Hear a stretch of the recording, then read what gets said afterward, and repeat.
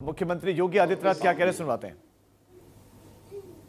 अंतर विभागीय समन्वय की इस ताकत को हम सबको समझना पड़ेगा और उसको उसी रूप में आगे बढ़ाते हुए हमें जापानी इंसेफ्लाइटिस और एक्यूट इंसेफ्लाइटिस सिंड्रोम को पूरी तरह प्रदेश से समाप्त करके दिखाना है कि हम लोग बिना किसी अतिरिक्त खर्चे के कन्वर्जेंस के माध्यम से बेहतरीन प्रदर्शन करके इस महामारी को पूरी तरह नियंत्रित करेंगे। और वह उत्तर प्रदेश सरकार ने स्वास्थ्य विभाग की टीम के साथ विभिन्न विभागों के अधिकारी और कर्मचारियों की मदद से करने में लगभग 95% तक इसमें सफलता प्राप्त की है। जो शेष 5% है, उस 5% के लक्ष्य को इस वर्ष हम पूरा कर सकें, इस दृष्टि से आज का अभियान यहाँ पे प्रारंभ हो रहा है। मैं इस अभियान के प्रति सबसे पहले अपनी शुभकामनाएं देता हूं और विभाग को इस सफलता के लिए हृदय से बधाई भी देता हूं। दूसरा कार्यक्रम आज यहाँ पर प्रारंभ हो रहा है मिशन इंद्रधनुष का तृतीय संस्करण के शुभारंभ का। तमाम प्रकार की ऐसी बीमारियां हैं जो समय पे गर्भवती महिला को या फिर नवजात शिशु को टीकाकरण के माध्यम से हम उन्हें बचा सकते हैं और उनके जीवन को सुरक्षित रख सकते हैं। लेकिन जागरूकता का अभाव या लापरवाही ये कहीं ना कहीं गर्भवती महिला को, माता को और बच्चे को भी इसकी मृत्यु दर को ही बढ़ाता है, बाल मृत्यु दर और मातृ मृत्यु दर को बढ़ाता है। लेकिन साथ साथ तमाम ऐसी बीमारियों की चपेट में उन्हें ले आता है जो जिंदगी भर के लिए नवजात शिशु को फिर से समाज के भरोसे छोड़ने के लिए मजबूर कर देता है। उस प्रकार की स्थिति में हो आदरणीय प्रधानमंत्री जी के अनुकंपा से मिशन इंद्रधनुष का जो कार्यक्रम प्रारंभ हुआ है, इसे सफलता की नई ऊंचाइयों तक पहुंचाने का दायित्व भी हम सबका। इसका तृतीय संस्करण का कार्यक्रम भी 2 दिन के बाद प्रारंभ होगा।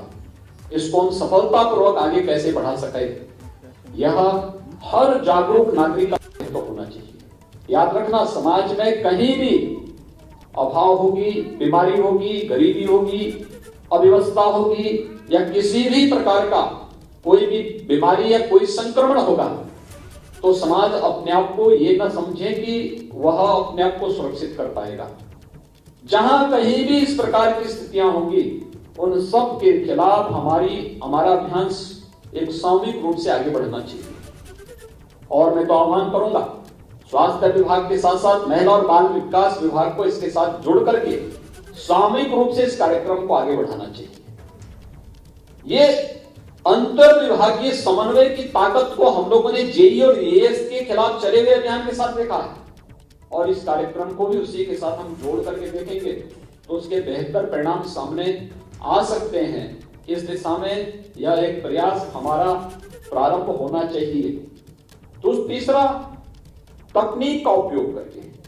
आपने देखा होगा, अगर तकनीक नहीं होती तो वैश्विक महामारी कोरोना के खिलाफ हम लोग पिछड़ गए होते। यह महामारी व्यापक जनधन की हानि का कारण बनती, लेकिन हम लोगों ने चूंकि जापानी इंसेफ्लाइटिस और एक्यूट इंसेफ्लाइटिस सिंड्रोम के खिलाफ एक टीम वर्क का प्रदर्शन करते हुए इस पर प्रभावी नियंत्रण किया था, तो उसका परिणाम था कि हमने कोविड के खिलाफ भी उस टीम वर्क का प्रदर्शन किया। लॉकडाउन के तत्काल बाद हम लोगों ने टीम 11 का गठन किया। अलग अलग टीम को अलग अलग कार्य दिए गए और एक बेहतर समन्वय शासन स्तर पर यहां पर होता रहा और अंततः उसका परिणाम क्या रहा कि हम लोग एक एक उस पर विजय प्राप्त करते गए और अंततः 24 करोड़ की आबादी के प्रदेश में हमने बेहतर प्रदर्शन करके देश और दुनिया के सामने साबित किया कि महत्वपूर्ण ये नहीं कि हमारी हेल्थ इंफ्रास्ट्रक्चर कैसा है, महत्वपूर्ण ये हमारे पास सामूहिक रूप से कार्य करने की इच्छा शक्ति है और रोग ही नहीं बल्कि किसी भी प्रकार के संक्रमण पर प्रभावी नियंत्रण करने के लिए अगर हम सब मिलकर के एक साथ प्रयास करते हैं तो सामूहिक प्रयास की अपनी एक ताकत होती है और ताकत कोविड-19 के खिलाफ चले हुए अभियान के साथ हम सब ने देखा है। तकनीक का उसमें बहुत बड़ा रोल था।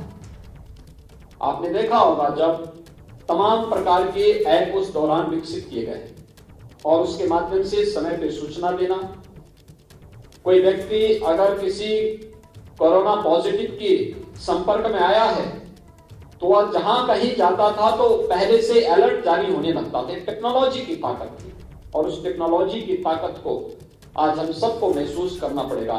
आज ई कवच के नाम पर जो एक ऐप, यहां पर आप जो लॉन्च किया जा रहा है, जो आगे बढ़ाया जा रहा है, यह इसी तकनीक के माध्यम से ऐसे बच्चों को चिन्हित करना और फिर उस अभियान के माध्यम से टीकाकरण के इस अभियान को प्रभावी ढंग से आगे बढ़ाने में मदद करेगी।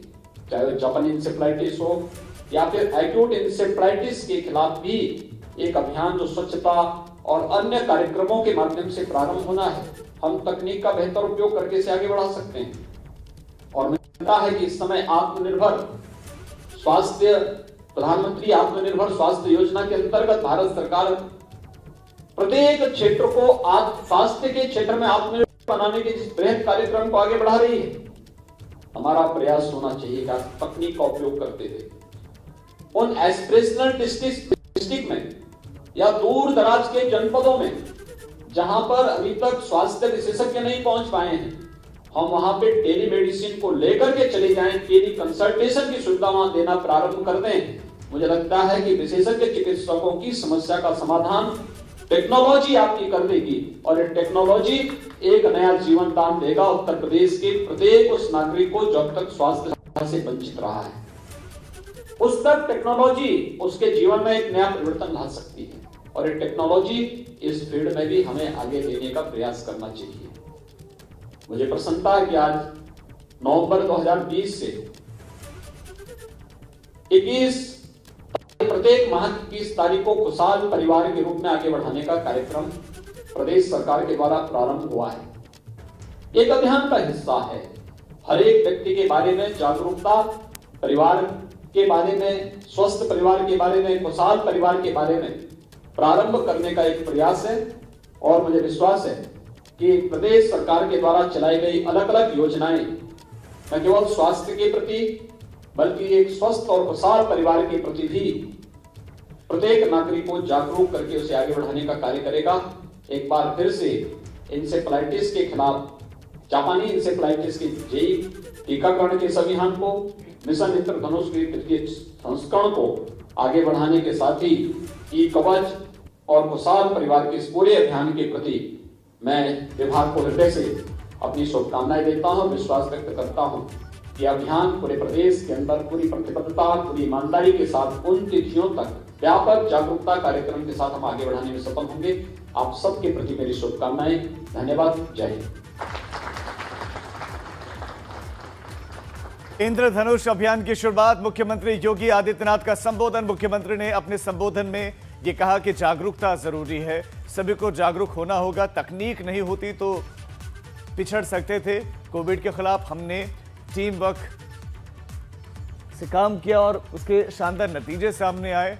कोरोना से जंग में यूपी को बचाने के लिए टीम वर्क काम आया। बेहतर समन्वय का परिणाम था कि महामारी पर हमने विजय पाई है। जापानी इंसेफ्लाइटिस के टीकाकरण अभियान की शुरुआत के दरमियान मुख्यमंत्री का यह संबोधन और कहा कि यह अभियान जापानी इंसेफ्लाइटिस से, जापानी बुखार से लड़ने के लिए है और बचे हुए 5% के लक्ष्य को इस साल पूरा कर लेंगे, यानी कि जड़ से समाप्त करना है इसको। हर नागरिक को जागरूक रहने की जरूरत है इस अभियान में। इस अभियान के लिए मेरी बहुत शुभकामनाएं और अभियान को सफलता की नई ऊंचाइयों तक पहुंचाना होगा। इसके लिए टीम वर्क जरूरी है। स्वास्थ्य सेवाओं में टेक्नोलॉजी का बहुत महत्वपूर्ण योगदान है। हम सभी को मिलकर जापानी इंसेफ्लाइटिस को मिटाना है और सभी का सहयोग और योगदान चाहिए।